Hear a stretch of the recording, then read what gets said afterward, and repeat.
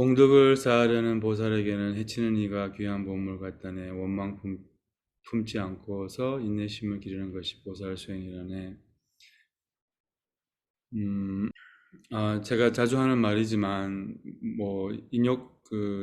인간관계는 인욕바람일 수행이에요. 그래서 인간관계뿐만 아니라 모든 관계, 강아지와 관계, 뭐 이런 관계는 인욕바람일 수행입니다.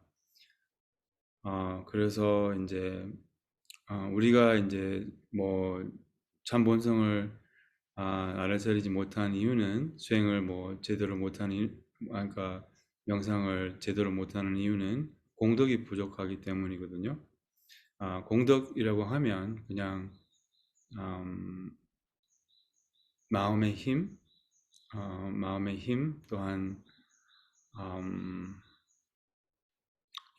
그런 이제 마음이 힘이라고 생각할 수 있어요. 그러니까 공덕이 많으면 이제 마음이 힘이 있다는 거죠. 그럼 이제 수행을 제대로 할 수 있고, 그러기 위해서는 이제 인욕 바람이 수행이 굉장히 우리에게 많이 도움이 되고 공덕을 쌓기 위해서 그러려면 인욕 바람을 수행하려면 우리를 해치는 사람이 꼭 필요해요. 우리를 욕하는 사람, 우리를 이렇게 마음 올라오게 하는 사람. 그래서 이제 이런 사람은 그 결과로 따져야 되는 거예요. 결과로.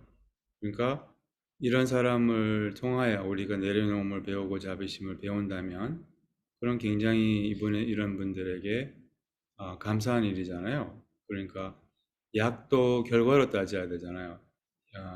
이렇게 약을 먹고 나면 좋아지면 그럼 이제 그 좋은 약이잖아요. 아무리 쓰더라도 그와 같이 우리를 이렇게 마음 올라오게 하고 괴롭히는 사람들은 쓴 약과 아, 비슷하다는 거예요. 그러니까 약은 쓰지만 우리를 낫게 하는 것처럼 이런 아픔을 주는 사람은 이제 우리가 그것으로 이제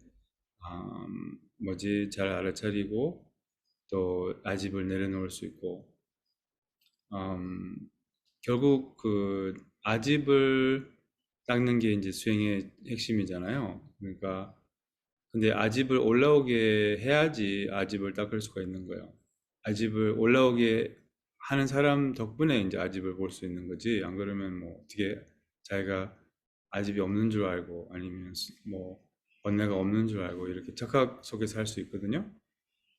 이렇게 혼자서 사는 사람들이나 아니면 그래서 이렇게 같이 누구랑 살면 좀 이런 점은 자기 업이 이렇게 그 상대방에게 거울처럼 이렇게 비춰지기 때문에 그래서 이제 음, 여기 중요한 것은 원망 품지 않고 누가 우리를 욕하고 우리를 이렇게 마음 올라오긴 한다고 해서 그게 꼭 이런 건 아니거든요. 그게 이제 원망을 품지 않고 내려놓음을 배울 수 있다면 자비심을 배울 수 있다면 이로운 거고 그럼 그냥 그렇게 배우지 못하면 그럼 또 자기 원망을 품고 막 그러면 이제 그 관계로 굉장히 많이 틀어지고 상처받고 이제 그럴 수도 있고 그러니까 이런 갈등이 있는 관계들은 약간 왼쪽으로 갈 수도 있고 오른쪽으로 갈 수 있다는 거예요. 그러니까 이로운 쪽으로 갈 수 있고 아니면 해로운 쪽으로도 갈 수 있어요. 그거는 이제 자기의 마음을 어떻게 알아차리는지에 따라서 그러니까 대부분 사람들은 해로운 쪽으로 가죠. 왜냐하면 알아차림이 없기 때문에. 그러니까 이런 관계에서 이로운 쪽으로 가게 저희 마음을 잘 알아차려야죠. 26절 계율을 지키지 못하면 자신도 이롭지 못하는데 남을 돕는다는 게 우스운 일이네. 세속적인 바람 없이 계율을 잘 지키는 것이 보살 수행이라네. 이제 여기서 말하는 계율은 이제 출리심의 계율이 이제 세 가지가 있잖아요. 근데 여기서 말하는 계율은 출리심의 계율은 그 수계를 의미하기도 하고 그러니까 이제 남에게 해가 되지 않는 자신과 남과 환경에게 해가 되지 않는 해가 되지 않도록 자기 마음을 이렇게 주의하는 것, 또한 자제하는 것. 그러니까 생각과 말과 행동으로 남과 자신과 남과 이제 환경에게 해가 되는 행동을 자제하는 것을 의미합니다. 그래서 예, 그래서 이제 물론 이제 우리는 습관이 있잖아요. 이렇게 자기도 모르게 이렇게 아니면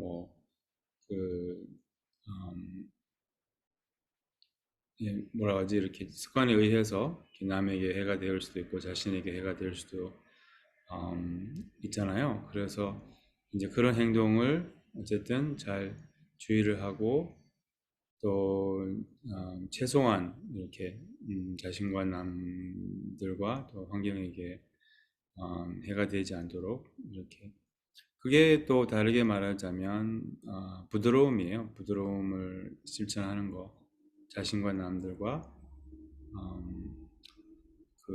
환경에게 부드러움을 실천하는 거 날카로움을 버리고 부드러움을 실천하는 것 자신에게도 날카롭지 않고 남들에게도 날카롭지 않고 또 환경에게도 날카롭지 않고 환경에 날카롭지 않다는 것은 뭐랄까 이 문을 닫을 때 이렇게 뭐지 예, 좀 알아차리면서 문을 닫고 막 이렇게 그냥 거친 행동이나 뭐 이렇게 소리는 그런 것을 의미합니다.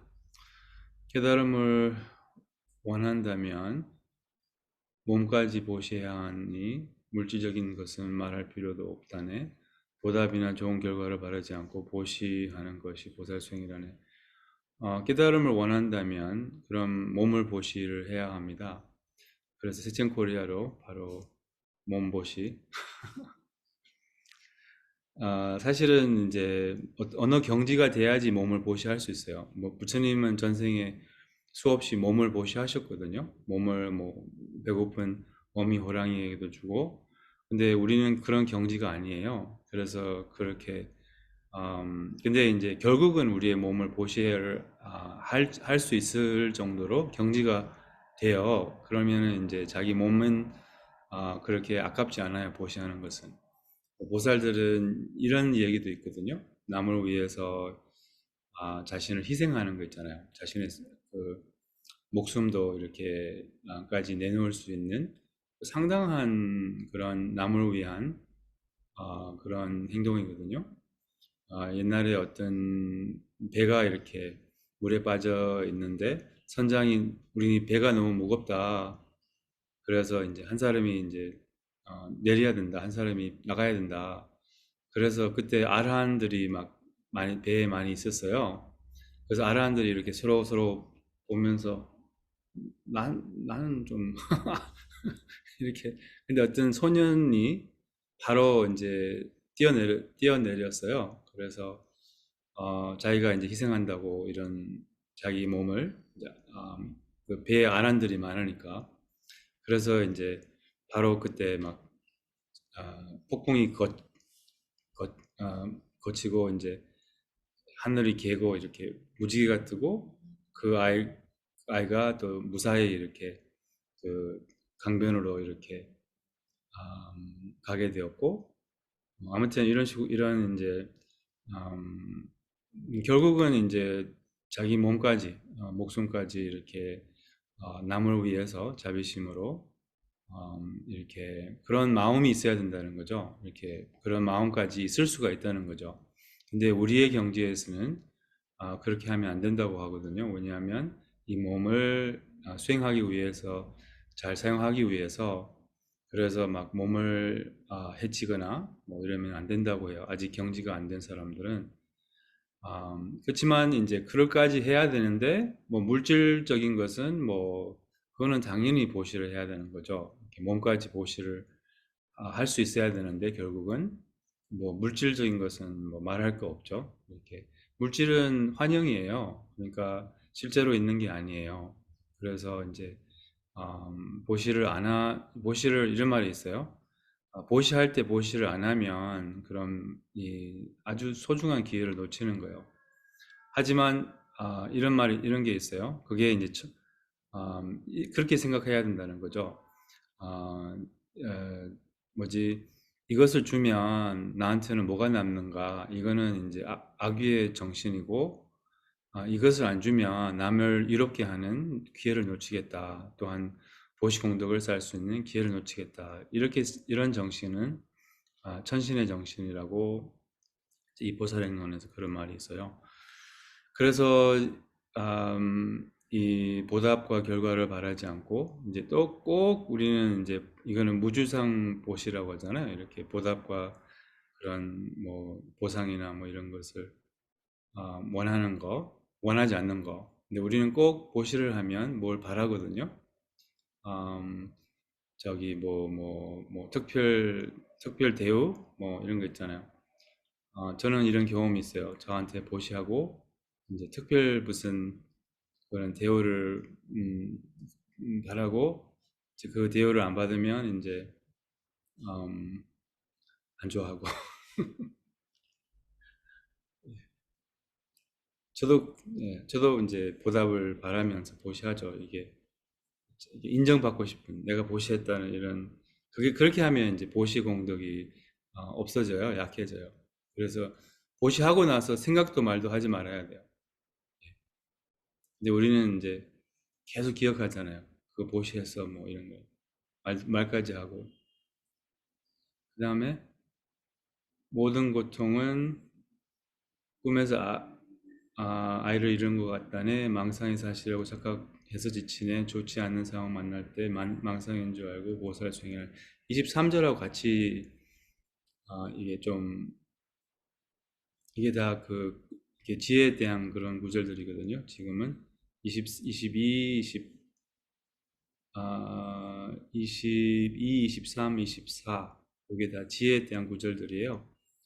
그래서 이제 22절 보면 지각하는 모든 것이 우리 마음이라는 본래 마음의 본성 개념적인 분별이 없다네 이를 알아 주체객체에 벗어난 무의 속에 머무는 것이 보살수행이라네 마음에 드는 대상 만나면 여름날의 무지개처럼 아름답게 보일지라도 실제 존재 없음을 알고 집착버리는 것이 보살수행이라네 이게 이제 마음훈련 8구절 보면 세속 팔풍에 물 안 들고 모든 것이 환영인 줄 알고 이 뭐가 환영인 줄 알고 세속팔풍 돈과 빈곤 뭐 명예 뭐 권력 뭐 외모 어, 그리고 고통 모든 고통도 꿈에서 아이를 잃는 것 같다네 망상이 사실이라고 착각해서 지치네 좋지 않은 상황 만날 때 망상인 줄 알고 모든 것이 꿈에서 일어나는 그런 것과 비슷하게 실체가 없고 이제 이런 덧없고 실체 없고 지나가고 말 모든 것이 그와 같다는 거예요. 물론 한 가지 빼고 우리의 참 본성 빼고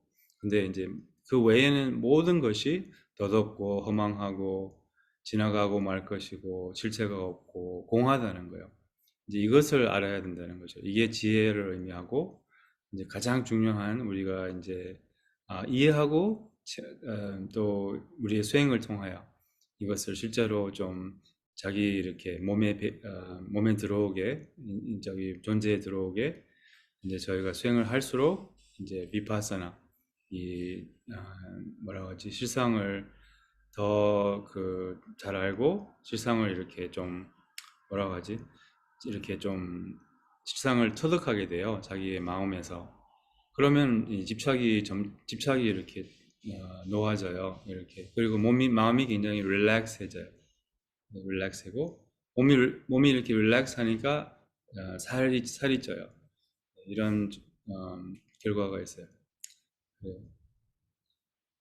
이공덕과 삼세공덕을 불보살의 해양을 본받아서 한량없는 중생 성불에 행하며 주체객체 행위 없는 마음자리에서 모든 중생 행복에 보탭니다. 오미야달마야 주프라바와 해툰 대심 소절가도 해바다 대심 자연이로 대반바디마 ශ්‍ර마나의 스와하